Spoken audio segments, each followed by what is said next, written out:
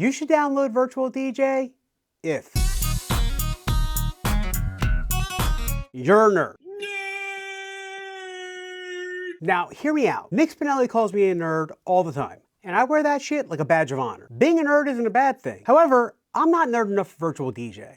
Let me explain. Now, I've used Virtual DJ in the past. There was a time when I bought a brand new Denon HC 4500 controller and Virtual DJ supported it. And at that time, my mentor that I was following that was teaching me all about the wedding business used Virtual DJ, so it really seemed like a no-brainer to use that program. Now, this was the first time I cheated on Serato, and to be honest, I didn't hate it. Virtual DJ is not that bad. However, I eventually went right back to Serato because that's where I was comfortable. Now fast forward to today. I am still using Serato, but to be completely honest, it's losing its luster. It feels old, like really old. I mean, look at Scratch Live, and then look at Serato DJ Pro.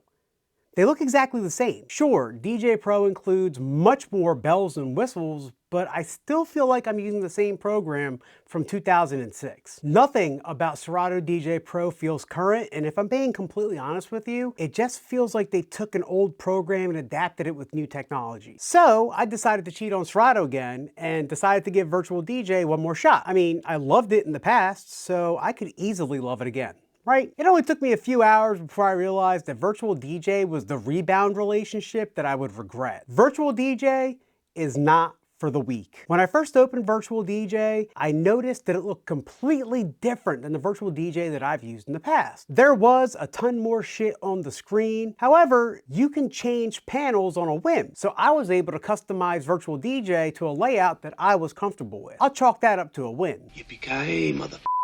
The next step was my music. You see, I've spent hours and hours curating crates in Serato, and I did not want to do that again. Luckily for me, with Virtual DJ, I don't have to. One thing about Virtual DJ's library management that I really love is the fact that it shows your external hard drive as a music source. That way, all you have to do is create a new folder on your hard drive, put your music in it, open up Virtual DJ, and voila, your folders are there, updated and ready to go.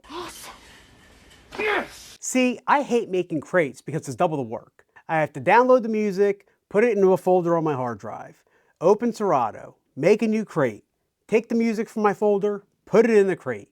It's super time consuming. Serato could 100% take a lesson from Virtual DJ when it comes to library management. I've used various different DJ softwares, and let me tell you, Virtual DJ has the best library management in the game. Serato, listen up, take some lessons, take some notes. Virtual DJ is killing it with this. So far, things are going pretty good. I mean, there was things that I didn't like, but as it turns out, I could change them. I could get Virtual DJ to work for me.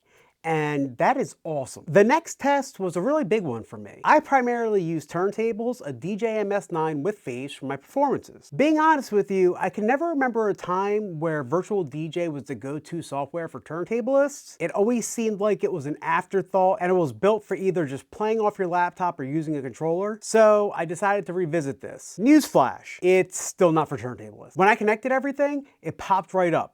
Awesome. I loaded a song into each deck and was like, what the f?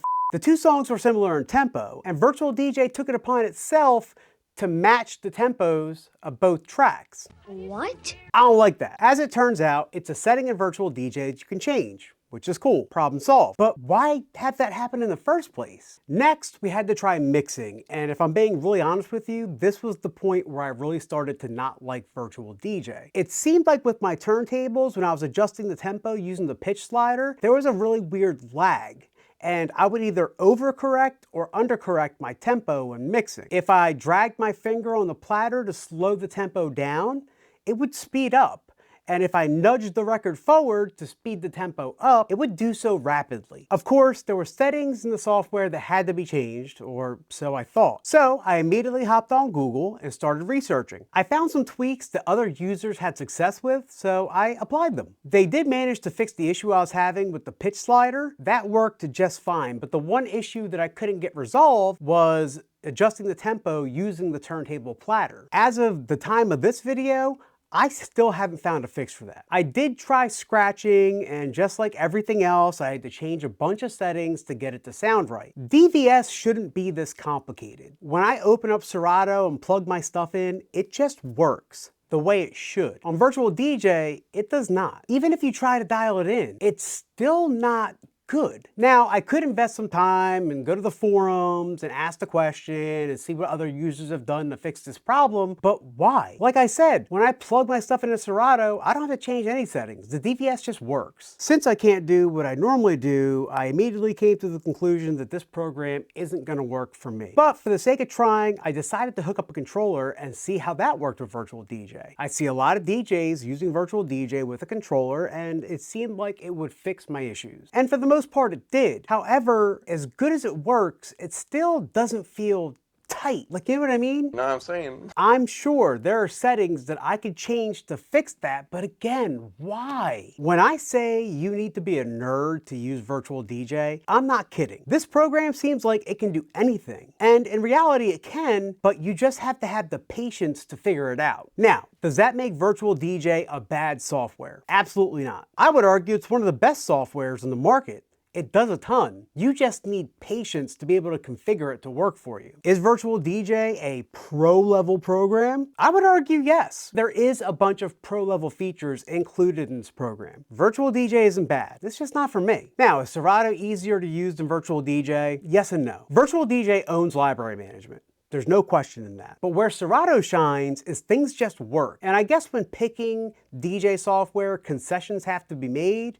And at this point, I think I'd rather just make crates. After doing all this research, I can honestly say I have found a new respect for Virtual DJ users. Now, is this software for me? No, but hats off to those making it work for them. If you made it to the end of this video, I'd like to say thank you for watching. If you found anything valuable or informative from this, please feel free to like the video, subscribe to the channel, and drop a comment down there. Do you use Virtual DJ, and how hard of a time did you have getting it to work for you? Again, thank you for watching. I'm Seth, aka DJ Seth V with DJ Tech Tips, and we out.